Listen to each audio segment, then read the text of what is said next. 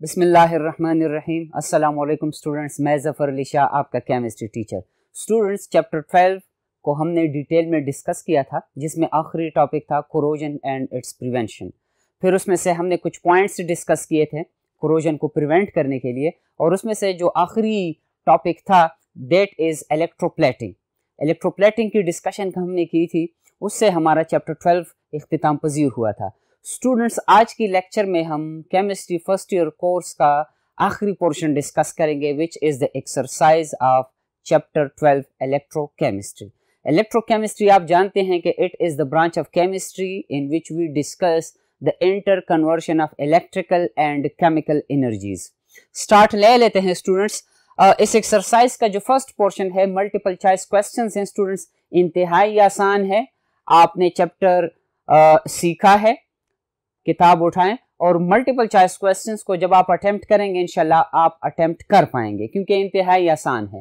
हम next portion की तरफ मूव करते हैं students, which are short questions.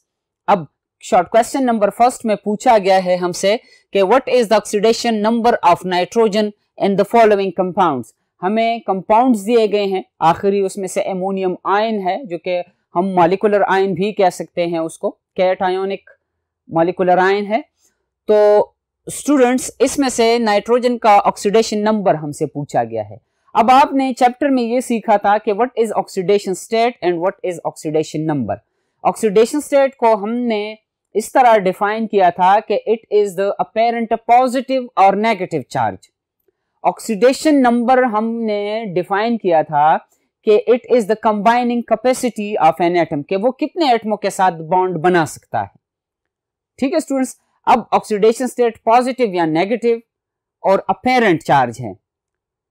आइए स्टूडेंट्स, N2O में डाई नाइट्रोजन ऑक्साइड में हम नाइट्रोजन के ऑक्सीडेशन स्टेट की बात करते हैं, या उसके साथ चूंकि क्वेश्चन पूछा गया है ऑक्सीडेशन नंबर है, oxidation state of nitrogen in this case is 2 positive. क्यों? इसलिए क्योंकि ऑक्सीजन जो है वो इलेक्ट्रोनेगेटिव है नाइट्रोजन से, तो oxidation state of oxygen is negative while that of nitrogen is positive। अब ऑक्सीडेशन नंबर की बात की गई है। अब अगर आप देखते हैं स्टूडेंट्स के यहां पर ऑक्सीजन सिंगल है और नाइट्रोजन डबल है, या एक सिंपल एग्जांपल के तौर पर मैं लिख सकता हूं यहां पर H2O। यहां पर आप देख सकते हैं कि सिंगल ऑक्सीजन के साथ 2 हाइड्रोजन एटम्स जो हैं वो बॉन्डेड हैं, तो oxygen is electronegative. Oxidation state of oxygen is 2 negative. Oxidation number of oxygen is 2। ठीक है स्टूडेंट्स, ये 2 हाइड्रोजन के साथ बॉन्ड बना सकता है। अगर आपको रूल्स याद हो, रूल्स में हमने पढ़ा था फर्स्ट रूल में कि जब कोई एलिमेंट ऑक्सीडेशन नंबर को जब हम असाइन कर रहे थे, उसमें हमने बात की थी कि अगर कोई एलिमेंट फ्री स्टेट में है, अगर उसने किसी दूसरे एटम के साथ या मॉलिक्यूल के साथ बॉन्ड नहीं बनाया तो उसका ऑक्सीडेशन स्टेट 0 होगा। यहां पर नाइट्रोजन ऑक्सीजन के साथ बॉन्डेड है स्टूडेंट्स, तो यहां पर इसका ऑक्सीडेशन स्टेट और ऑक्सीडेशन नंबर चेंज होगा। किताब में चैप्टर में इनकी डिस्कशन हो गई है स्टूडेंट्स, इंतहाई आसान है, खुद ट्राई कर लें, इंशाल्लाह आपको क्लियर हो जाएगा ये क्वेश्चन। क्वेश्चन नंबर 2 में पूछा गया है स्टूडेंट्स के sodium positive is oxidizing agent while sodium element is reducing. अब सोडियम पॉजिटिव ऑक्सीडाइजिंग एजेंट क्यों है, या उससे पहले हम रिड्यूसिंग एजेंट और ऑक्सीडाइजिंग एजेंट की डिफरेंस को नोट करते हैं। ऑक्सीडाइजिंग एजेंट हम उस एजेंट को कहते हैं स्टूडेंट्स, उस एटम को, उस मॉलिक्यूल को या उस कंपाउंड को हम कह सकते हैं जो दूसरे एटमों से इलेक्ट्रॉन निकालेगा, रिलीज करेगा और खुद वो इलेक्ट्रॉन एक्सेप्ट करेगा। अब सोडियम क्या करेगा, it is in positive oxidation state, इसको इलेक्ट्रॉन की जरूरत है।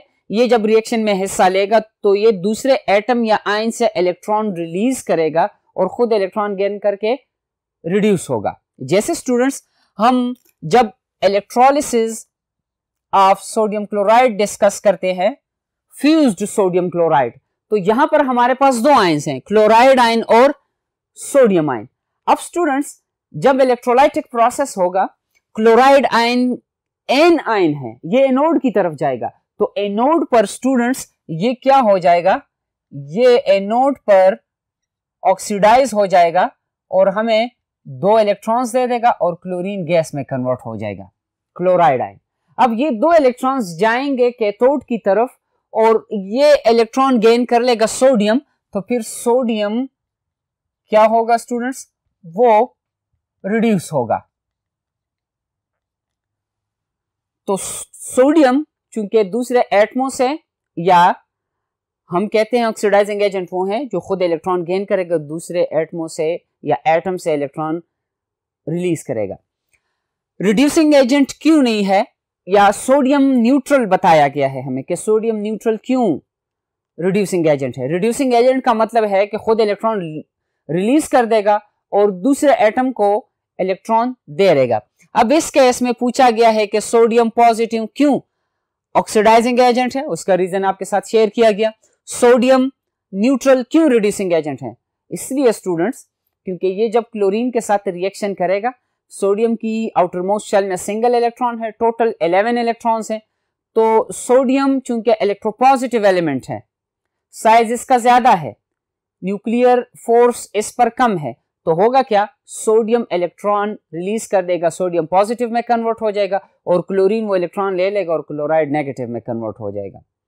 क्लोरीन ऑक्सीडाइजिंग एजेंट है, सोडियम रिड्यूसिंग एजेंट है। यहां पर अगर हम कंपैरिजन करें, यहां पर इसके साथ इलेक्ट्रॉन नहीं है, वहां पर उसके साथ इलेक्ट्रॉन है, न्यूट्रल है, तो अब सोडियम पॉजिटिव में एक इलेक्ट्रॉन तो नहीं देगा एक्स्ट्रा, तो इसलिए ये इलेक्ट्रॉन लेगा और उसके पास न्यूट्रल है 11 इलेक्ट्रॉन से, तो वो इलेक्ट्रॉन को रिलीज करेगा। थर्ड क्वेश्चन में पूछा गया है कि lead storage battery is rechargeable, why. Students हमने बैटरीज को जब डिस्कस किया था तो वहां पर हमने बात की थी कि हमारे पास जो सेल्स हैं उसमें रिचार्जेबल और या रिवर्सिबल और इररिवर्सिबल सेल्स हैं। प्राइमरी सेल्स हम उन सेल्स को कहते हैं जो रिचार्ज नहीं होते, जैसे ड्राई सेल को हमने डिस्कस किया था, वहां पर जो केमिकल रिएक्शंस होते हैं स्टूडेंट्स वो इररिवर्सिबल रिएक्शंस होते हैं। अगर आपको याद हो वहां पर हमने बात की थी कि इलेक्ट्रोलाइट में एमोनियम क्लोराइड सॉल्ट मौजूद है, मॉइस्चर कंटेंट है उसके साथ, जब जिंक जो कि एनोड है ऑक्सीडाइज होगा, वो इलेक्ट्रॉन्स आएंगे कैथोड, ग्रेफाइट कैथोड की तरफ, एमोनियम आयन जो होंगे इलेक्ट्रॉन्स गेन करेंगे, एमोनियम आयन इलेक्ट्रॉन गेन कर लेगा स्टूडेंट, वो कन्वर्ट हो जाएगा एमोनिया में। अब ये एमोनिया जिंक आयंस के साथ मिलकर क्या कर लेते हैं, कॉम्प्लेक्स बना लेते हैं। अब ये रिएक्शंस जो है इररिवर्सिबल हैं, इन रिएक्शंस को हम रिवर्स नहीं डायरेक्शन में नहीं लेकर जा सकते जब इसको हम करंट देंगे। वाइल लेड स्टोरेज बैटरीज में एनोड जो है लेड का बना हुआ है, पीबी का, और कैथोड जो है लेड सल्फेट का बना हुआ है।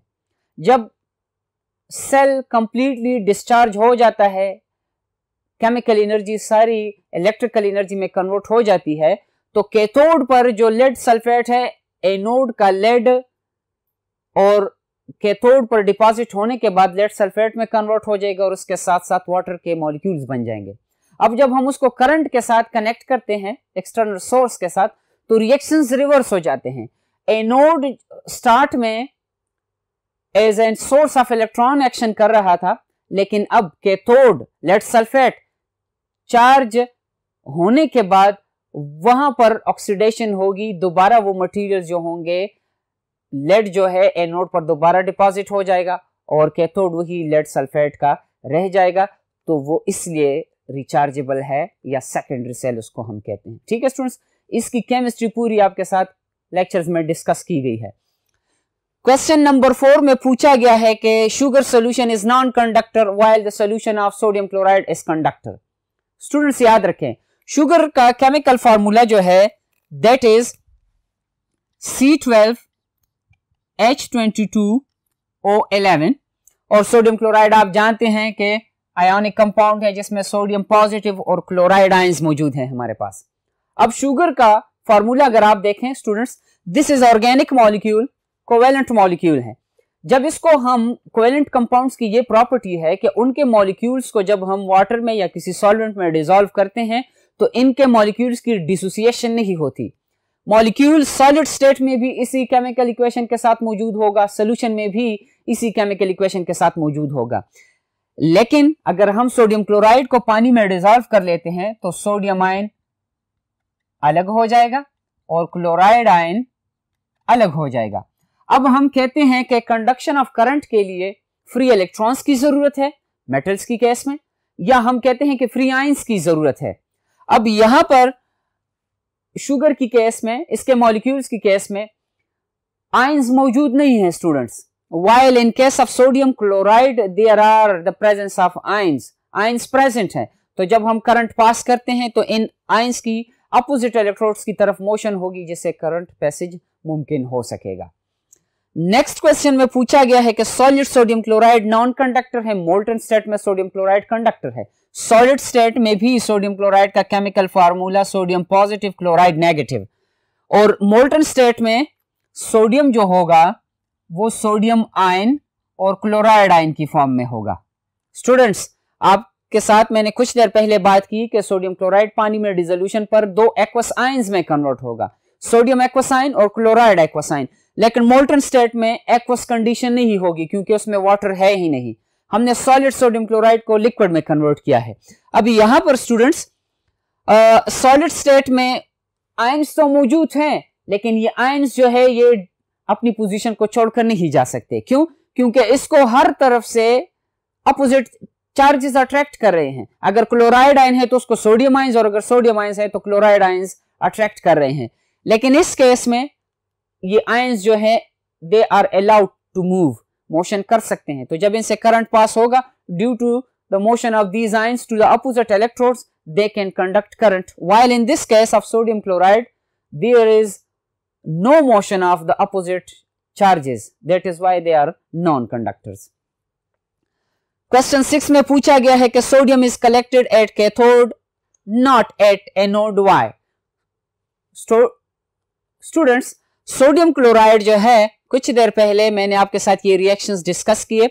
जब हम फ्यूज्ड सोडियम क्लोराइड की इलेक्ट्रोलिसिस करते हैं, फ्यूज्ड सोडियम क्लोराइड का मतलब यह है sodium chloride in liquid state, तो वहां पर हमारे पास ये आयंस मौजूद होंगे, सोडियम आयंस और क्लोराइड आयंस।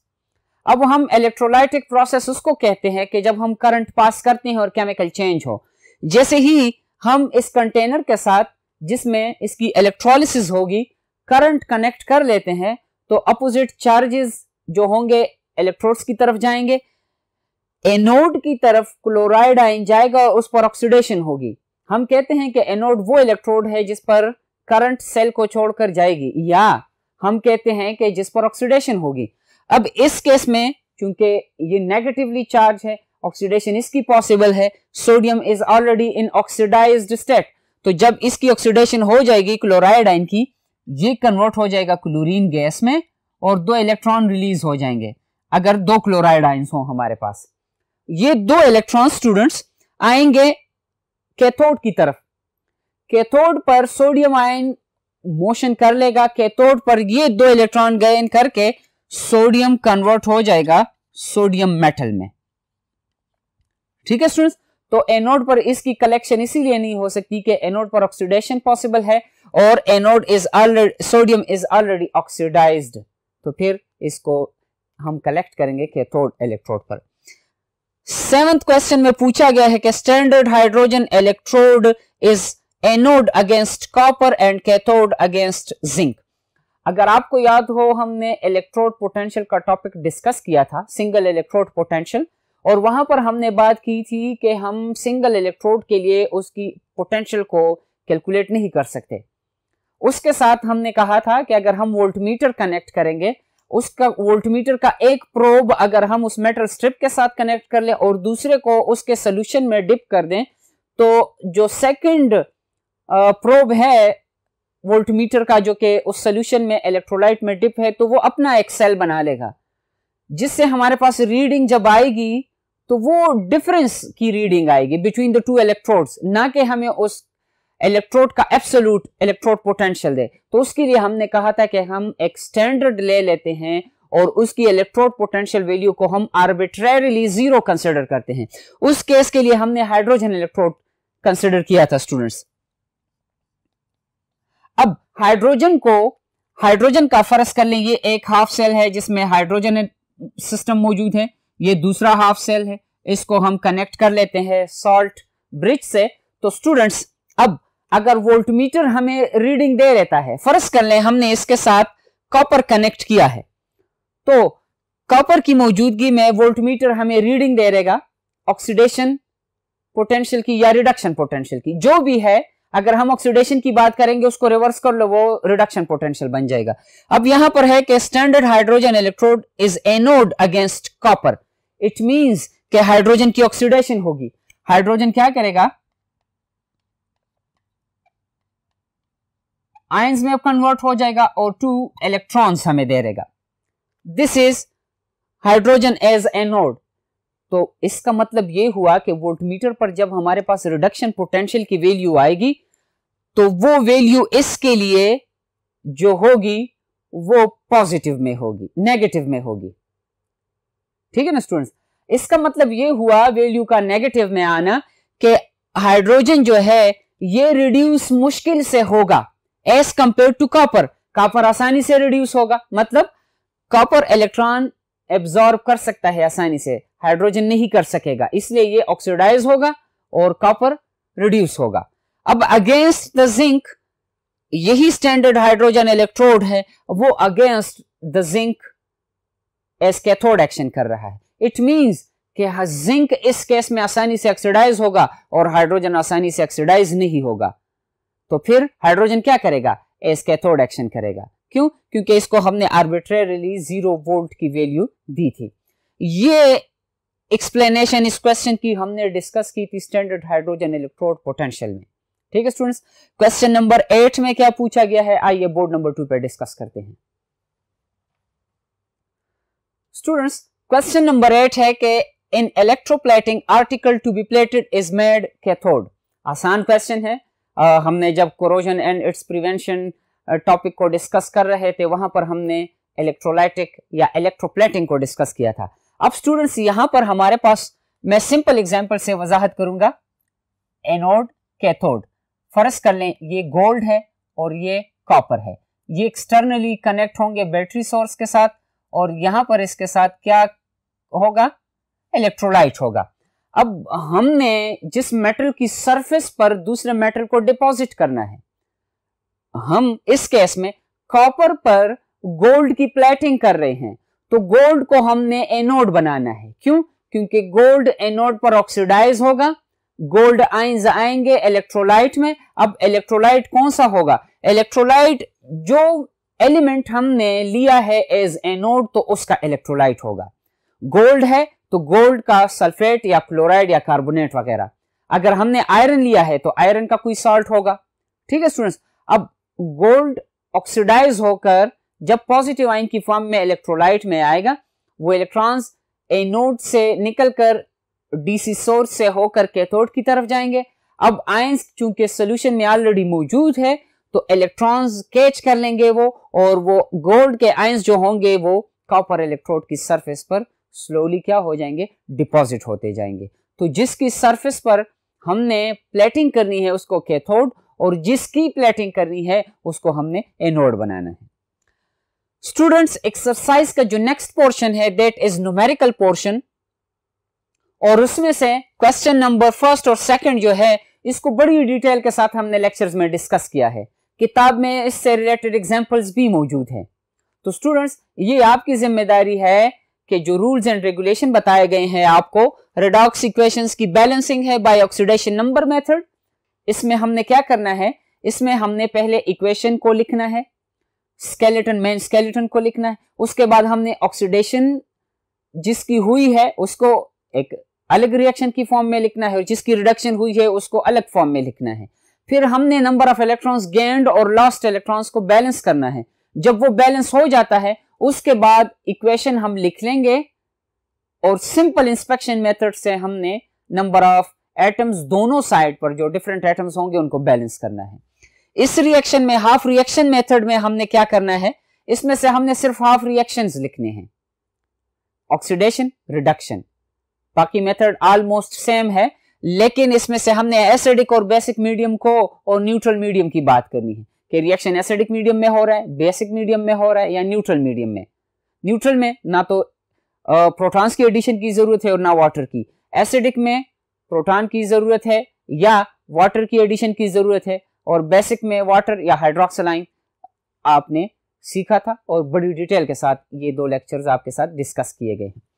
नेक्स्ट क्वेश्चन जो है थर्ड, इसमें हमें वैल्यूज दी गई हैं और कहा गया है स्टूडेंट्स कि इन वैल्यूज से आप सेल का वोल्टेज कैलकुलेट कर लें कि जब हम सेल कंस्ट्रक्ट करेंगे वो हमें कितना वोल्टेज दे सकता है। अब उसमें से स्टूडेंट्स कॉपर और मैग्नीशियम की बात है। अब हमें इसमें से कैसे अंदाजा लगेगा होगा कि इसमें से कैथोड कौन सा है और इसमें से एनोड कौन सा होगा। स्टूडेंट्स आप इन वैल्यूज को देख लें। इलेक्ट्रोड पोटेंशियल है, स्टैंडर्ड इलेक्ट्रोड पोटेंशियल है रिडक्शन के लिए। अब रिडक्शन की वैल्यू अगर पॉजिटिव में हो तो आप समझ जाओ कि वो मेटल जो है वो रिड्यूस होगा आसानी से।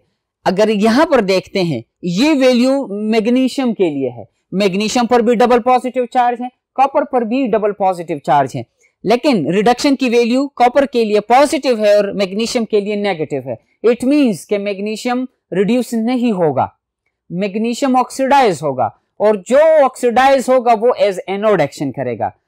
यहां पर इसकी ये वैल्यू, अब हमने जब सेल पोटेंशियल को या सेल वोल्टेज को हम कैलकुलेट करते हैं that is equal to E naught cell is equal to E naught oxidation plus E naught reduction. इस इक्वेशन में जब हम वैल्यूज इंसर्ट कर लेंगे स्टूडेंट्स, हमारे पास सेल का पोटेंशियल या वोल्टेज आ जाएगा। इस केस में हमारे पास तो किसी भी वैल्यू में ऑक्सीडेशन की वैल्यू नहीं है, तो स्टूडेंट्स रिडक्शन की वैल्यू इसके लिए पॉजिटिव है और रिडक्शन की वैल्यू इसके लिए नेगेटिव है। तो इस नेगेटिव को रिवर्स कर लो स्टूडेंट्स, ये पॉजिटिव बन जाएगा तो ये ई नॉट रिडक्शन की जगह ई नॉट ऑक्सीडेशन बन जाएगा। जैसे इस केस में वैल्यू में डायरेक्ट इंसर्ट कर लेता हूं, ये बन जाएगा प्लस 2.38 वोल्ट्स फॉर मैग्नीशियम और रिडक्शन की वैल्यू है किसके लिए, कॉपर के लिए, वो 0.34 वोल्ट्स। सिंपल एडिशन है, मैथमेटिक्स है, ऐड कर लेंगे तो हमारे पास उस सेल का वोल्टेज या पोटेंशियल आ जाएगा। और इसी तरह इन दोनों में चूंकि हाइड्रोजन लिया गया है और उसको हमने आर्बिट्रेरीली 0 की वैल्यू दी थी, अब रिडक्शन की वैल्यू इसकी प्लस 0.80 है, प्लस में है स्टूडेंट्स। इसका मतलब ये होगा कि सिल्वर रिड्यूस होगा और ये ऑक्सीडाइज होगा। ठीक है स्टूडेंट्स, आसान है, टॉपिक डिस्कस किया गया है आपके साथ, प्रैक्टिस कर लें, इंशाल्लाह आप कैलकुलेट कर सकेंगे। बोर्ड नंबर 3 पर एक्सरसाइज का नेक्स्ट पोर्शन है, आइए वो डिस्कस करते हैं। स्टूडेंट्स नेक्स्ट पोर्शन है हमारा डिस्क्रिप्टिव क्वेश्चंस हैं, जिसमें से फर्स्ट क्वेश्चन पूछा गया है हमसे कि इलेक्ट्रोलिसिस डिफाइन करें और फैराडेज लॉस को डिस्कस करें। इलेक्ट्रोलिसिस आप जानते हैं कि ये वो प्रोसेस है जिसमें करंट पास होने से केमिकल रिएक्शन होगा। ठीक है स्टूडेंट्स, फैराडेज लॉस को हमने डिस्कस किया था 2 स्टेटमेंट्स में से, या 2 लॉस थे, first law and second law. उसका पार्ट बी जो है उसमें पूछा गया है स्टूडेंट्स, अब ये इक्वेशन जो है it is related to the Faraday's second law of electrolysis, जिसमें हमसे पूछा गया है कि amount of the current calculate करें जब हमने करंट पास किया हो कॉपर सल्फेट की सॉल्यूशन से 50 मिनट्स के लिए। 50 मिनट्स को सेकंड्स में कन्वर्ट कर लें स्टूडेंट्स, मल्टीप्लाई कर लें 60 से। Mass of the copper deposited in 50 minutes is 25 grams. जो Z है कांस्टेंट है, उसकी वैल्यू 1 है। Atomic mass of copper is 63.5। ठीक है स्टूडेंट्स, करंट को हमने कैलकुलेट करना है। आपके सामने फैराडेज का सेकंड लॉ जो है मौजूद है इक्वेशन की फॉर्म में। W की वैल्यू, I की वैल्यू को हमने कैलकुलेट करना है। T हमें दी गई है, F की ये वैल्यू है students which represents the charge of 1 mole of electrons, Avogadro number of electrons.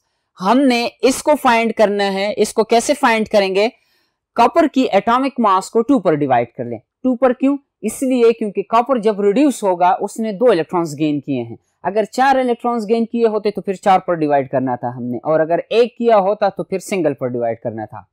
ठीक है स्टूडेंट्स, इक्वेशन आपके सामने है। सिंपल मैथमेटिक्स कर लें, इक्वेशन को अरेंज कर लें। पहले I के लिए, I यहां पर रह जाएगा स्टूडेंट्स, F Z के W के साथ मल्टीप्लाई हो जाएगा, T और E डिवीजन फॉर्म में आ जाएंगे। नेक्स्ट क्वेश्चन है कि what is electrode potential and how it can be measured. Electrode potential के लिए पहले हमने इलेक्ट्रोड्स की डिस्कशन की थी, उसमें फिर हमने सिंगल इलेक्ट्रोड पोटेंशियल की डिस्कस की थी, फिर हमने स्टैंडर्ड इलेक्ट्रोड पोटेंशियल की डिस्कशन की थी, और उसके साथ आखिरी हमने स्टैंडर्ड हाइड्रोजन इलेक्ट्रोड पोटेंशियल को डिस्कस किया था विद रिस्पेक्ट टू या in comparison with copper and zinc. Chapter में बड़ी डिटेल के साथ ये डिस्कशन की गई है स्टूडेंट्स। नेक्स्ट क्वेश्चन है कि रिवर्सिबल और इरिवर्सिबल सेल्स को डिफाइन करें। रिवर्सिबल सेल्स कौन से हैं और इरिवर्सिबल? रिचार्जेबल को हम रिवर्सिबल कहते हैं, और जो रिचार्ज नहीं होते, इस्तेमाल के बाद उसको हम थ्रो करते हैं, उसको हम इरिवर्सिबल सेल्स कहते हैं, डिस्कार्ड करते हैं स्टूडेंट्स। फिर उसके बाद है कि इलेक्ट्रोलाइटिक एंड वोल्टाइक सेल्स या वोल्टिक सेल्स इसको कहा जाता है। इलेक्ट्रोलाइटिक सेल्स वो हैं जिनको हम नॉन स्पॉन्टेनियस सेल्स कहते हैं, करंट पास होने से केमिकल चेंज होगा। वोल्टिक सेल्स में क्या होगा स्टूडेंट्स, वहां पर जैसे ही हम सॉल्ट ब्रिज दो सेल्स के दरमियान कनेक्ट कर लेते हैं, स्पॉन्टेनियस रिएक्शन शुरू हो जाएगा और उससे केमिकल एनर्जी से इलेक्ट्रिकल एनर्जी प्रोड्यूस होगी। नेक्स्ट जो उसका पोर्शन है क्वेश्चन नंबर 4 के ऑक्सीडेशन और रिडक्शन को एग्जांपल्स के साथ एक्सप्लेन करें। इसकी बड़ी डिटेल के साथ बात की गई है। Oxidation is the loss of electron, reduction is the gain of electron. ठीक है स्टूडेंट्स। नेक्स्ट पोर्शन है कि ऑक्सीडेशन स्टेट क्या है, what is oxidation state? It is apparent positive और negative charge. Oxidation number of manganese in compounds में से KMnO4 में, मैंगनीज डाइऑक्साइड में और डाइमैंगनीज हेप्टाऑक्साइड में। KMnO4 में तो मैंगनीज 7+ है, 4 ऑक्सीजन हैं उसके साथ, ऑक्सीजन -2 है सिंगल, तो 4 - 8 हो जाएंगे students, 8 negative. Potassium group first से है, 1 पॉजिटिव, तो 1 positive plus 8 negative, 7 negative answer आएगा, और 7 नेगेटिव 7 पॉजिटिव से न्यूट्रल होगा, और बाकी में आप खुद कैलकुलेट कर लें। MnO2 में ऑक्सीजन 4 नेगेटिव, मैंगनीज आंसर आपका। ठीक है स्टूडेंट्स। क्वेश्चन नंबर 5 में पूछा गया है कि व्हाट इज इलेक्ट्रोलाइटिक सेल और डैनियल सेल की वजाहत कर दे। इलेक्ट्रोलाइटिक सेल में बार बार बता चुका हूं स्टूडेंट्स, जब हम करंट पास करें और केमिकल चेंज हो। Production of sodium hydroxide, Nelson cells में हमने प्रोडक्शन ऑफ सोडियम हाइड्रोक्साइड की डिस्कशन करनी है। जो हम प्रोड्यूस कर रहे थे सोडियम हाइड्रोक्साइड को, जिसमें से हम ब्राइन को कंसिडर कर रहे थे, brine is the concentrated solution of sodium chloride, aqueous solution. तो उसको जब हम इलेक्ट्रोलाइज कर लेते हैं, फाइनली हमारे पास सोडियम हाइड्रोक्साइड की फॉर्मेशन होगी। क्वेश्चन नंबर 6 में पूछा गया है कि इलेक्ट्रोकेमिकल सेल्स के बारे में लिखें कि what do you mean by electrochemical cells. और आखिरी पोर्शन जो है कि types of batteries, question number 7 में। स्टूडेंट्स एक्सरसाइज में जो क्वेश्चंस होते हैं ये ऑलरेडी आपने लेक्चर्स में डिस्कस किए हुए होते हैं। ये अब आपको टेस्ट करना होता है आपकी नॉलेज को, इंफॉर्मेशन को, कि आप एक्सरसाइज कैलकुलेट कर सकते हैं या नहीं। आपके साथ लेक्चर्स में जनरल डिस्कशन की जाती है, बाकी आपकी ड्यूटी है, आपका काम है कि चैप्टर देखें, एक्सरसाइज अटेम्प्ट करें। ठीक है स्टूडेंट्स। आज की लेक्चर में केमिस्ट्री फर्स्ट ईयर का कोर्स इख्तिताम पजीर होता है। अल्लाह से दुआ है मेरी कि आपको इन सारे कंसेप्ट्स की समझ आई हो। ठीक है स्टूडेंट्स, मुझे भी अपनी दुआओं में याद रखिएगा। अल्लाह हाफिज।